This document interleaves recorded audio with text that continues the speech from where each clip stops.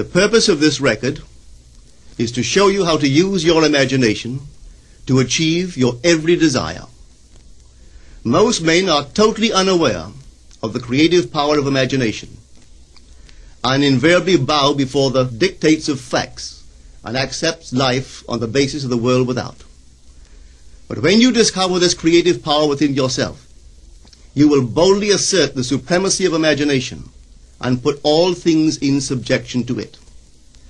When the man speaks of God in man, he is totally unaware that this power called God in man is man's imagination. This is the creative power in man. There is nothing under heaven that is not plastic as potter's clay to the touch of the shaping spirit of imagination. Once a man said to me, "You know, Neville, I love to listen to you talk about imagination. But as I do so, I invariably touch the chair with my fingers and push my feet into the rug, just to keep my sense of the reality and the profundity of things." Well, undoubtedly he is still touching the chair with his fingers and pushing his feet into the rug. But now let me tell you another one who didn't touch with her fingers and didn't push that foot of hers onto the board of the streetcar. It's the story of a young girl, just turned 17. It was Christmas Eve, and she is sad of heart. For that year, she had lost her father in an accident, and she's returning home to what seemed to be an empty house.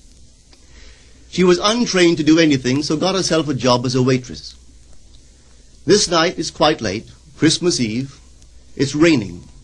The car is full of laughing boys and girls home for their Christmas vacation. And she couldn't conceal the tears. Luckily for her, as I said, it was raining. So she stuck her face into the heavens to mingle her tears with the rain.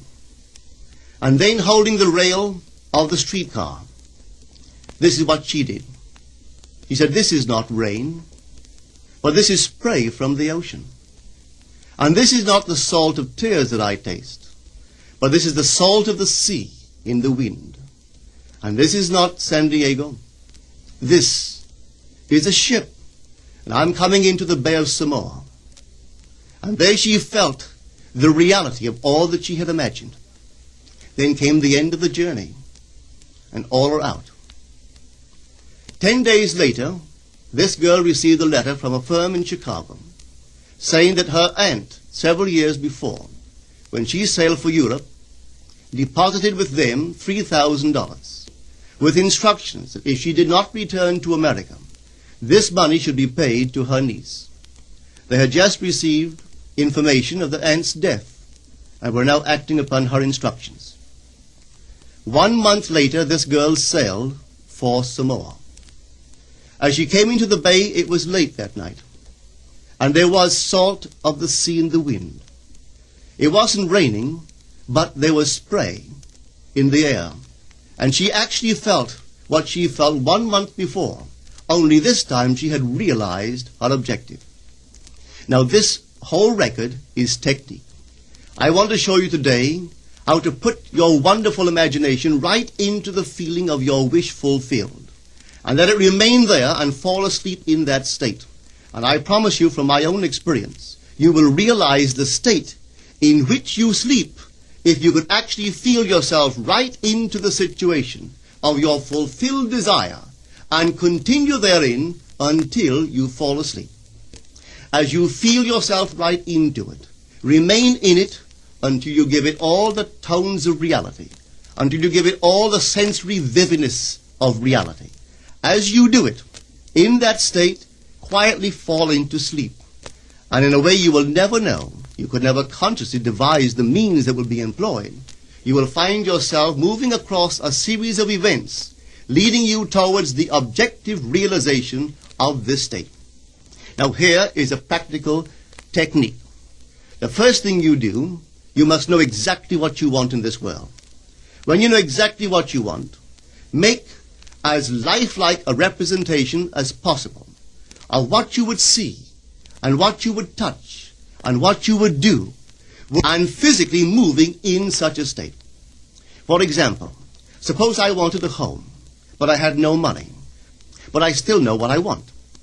without taking anything into consideration, I would make as lifelike a representation of the home that I would like, with all the things in it that I would want.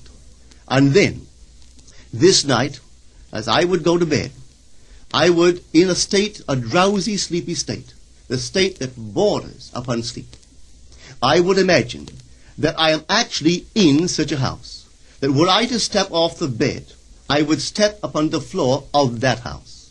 Were I to leave this room, I would enter the room that is adjacent to my imagined room in that house. And while I am touching the furniture and feeling it to be solidly real, and while I am moving from one room to the other in my imaginary house, I would go sound asleep in that state. And I know that in a way I could not consciously devise, I would realize my house. I have seen it work time and time again. If I wanted promotion in my business, I would ask myself what additional responsibilities would be mine were I to be given this great promotion. What would I do? What would I say? What would I see? How would I act? And then in my imagination, I would begin to see and touch and do and act as I would outwardly see and touch and act were I in that position. If I now desired the mate of my life, were I now in search of some wonderful girl or some wonderful man, what would I actually find myself doing that would imply that I have found my state? For instance, suppose now I was a lady. One thing I would definitely do, I would wear a wedding ring. I would take my imaginary hands, and I would feel the ring that I would imagine to be there. And I would keep on feeling it until it seemed to me to be solidly real. I would give it all the sensory vividness I am capable of giving anything. And while I am feeling my imaginary ring, which implies I am married, I would sleep. This story is told us in the Song of Songs, or the Song of Solomon. It is said, "At night on my bed, I sought him whom my soul loveth. I found him whom my soul loveth, and I would not let him go, until I brought him into my mother's house, right into the chamber of her that conceived me." If I would take that beautiful poem and put it into modern English, into practical language, it would be this. While sitting in my chair, I would feel myself right into the situation of my fulfilled desire. And having felt myself into that state, I would not let it go. I would keep that mood alive, and in that mood I would sleep. That is, taking it right into my mother's chamber, into the chamber of her that conceived me. You know, people are totally unaware of this fantastic power of the imagination. But when man begins to discover this power within him, he never plays the part that he formerly played. He doesn't turn back and become just the reflective life. From here on in, he is the affecter of life. The secret of it is to center your imagination in the feeling of the wish fulfilled and remain therein. For in our capacity to live in the feeling of the wish fulfilled lies our capacity to live the more abundant life.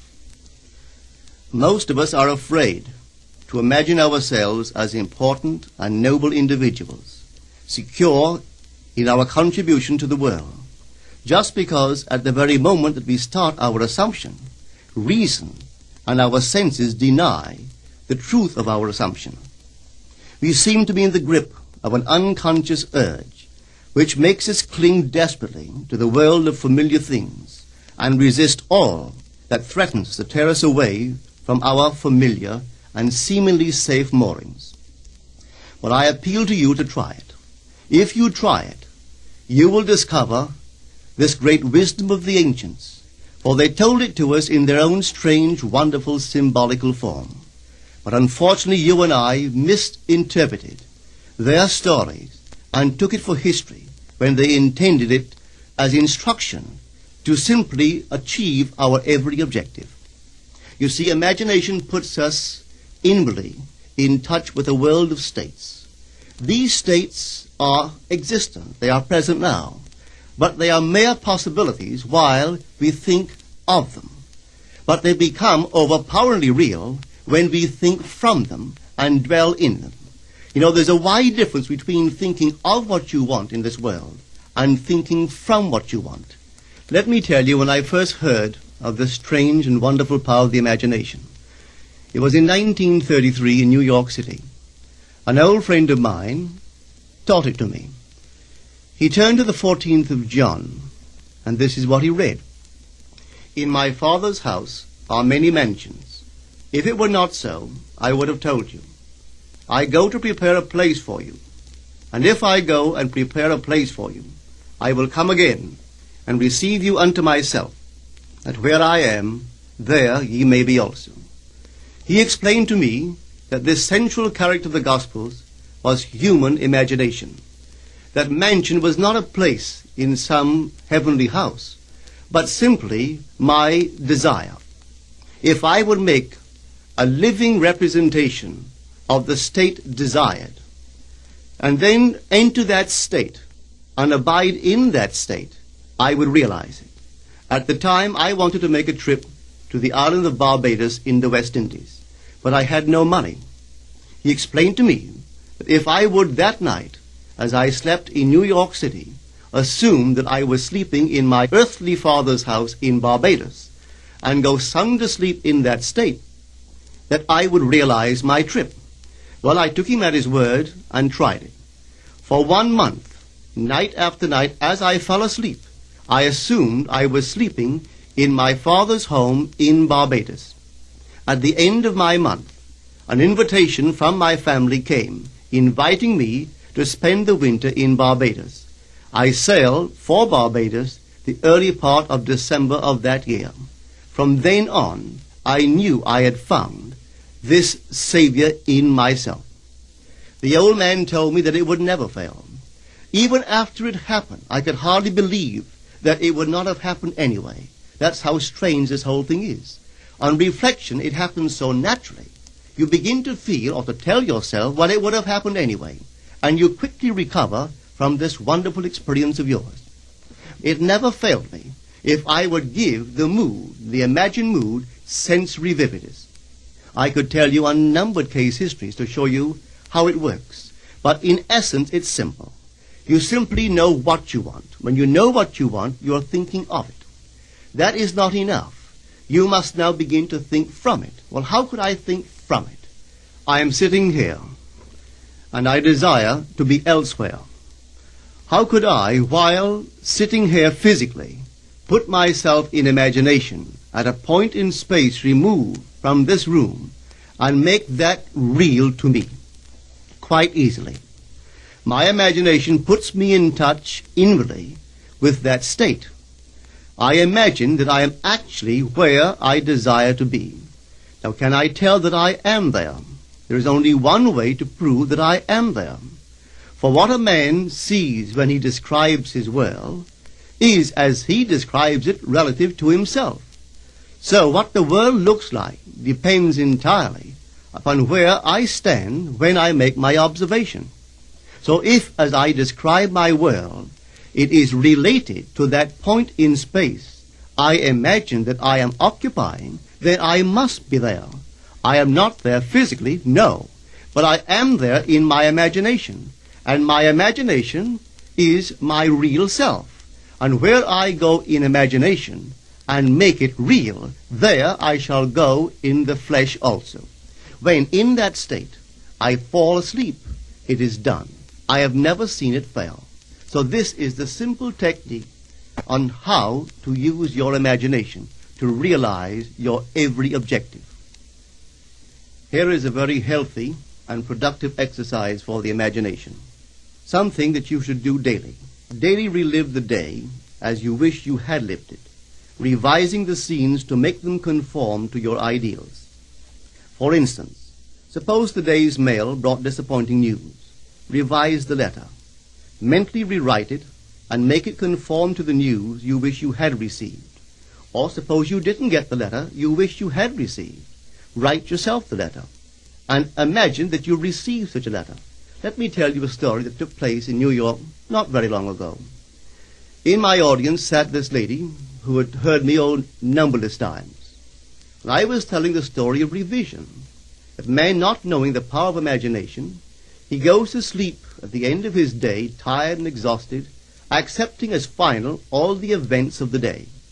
And I was trying to show that man should, at that moment, before he sleeps, he should rewrite the entire day and make it conform to the day he wished he had experienced. Here is the way a lady wisely used this law of revision. It appears that 2 years ago she was ordered out of her daughter-in-law's home. For 2 years there was no correspondence. She had sent her grandson at least 24 presents in that interval, but not one was ever acknowledged. Having heard the story of revision, this is what she did. As she retired at night, she mentally constructed 2 letters. One she imagined coming from her grandson, and the other from her daughter-in-law. In these letters they expressed deep affection for, and wondered why she had not called to see them. This she did for 7 consecutive nights, holding in her imaginary hand the letter she imagined she had received, and reading these letters over and over until it aroused within her the satisfaction of having heard. Then she slept. On the 8th day, she received a letter from her daughter-in-law. On the inside there were 2 letters, one from her grandson and one from the daughter-in-law. They practically duplicated the imaginary letters that this grandmother had written to herself 8 days before. This art of revision can be used in any department of your life. Take the matter of health. Suppose you were ill. Bring before your mind's eye the image of a friend. Put upon that face an expression which implies that he or she sees in you that which you want the whole world to see. Just imagine he is saying to you that he has never seen you look better, and you reply, I have never felt better. Suppose your foot was injured. Then do this.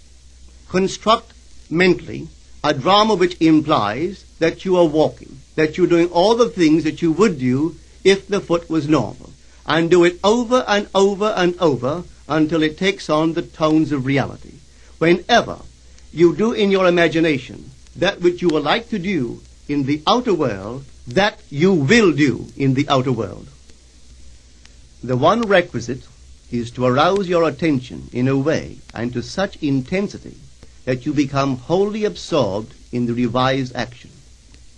You will experience an expansion and refinement of the senses by this imaginative exercise, and eventually achieve vision in the inner world.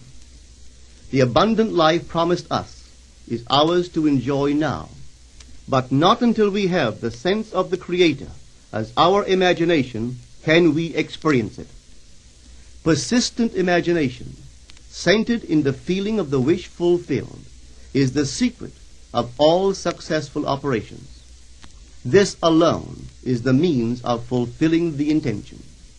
Every stage of man's progress is made by the conscious, voluntary exercise of the imagination. Then you will understand why all poets have stressed the importance of controlled, vivid imagination.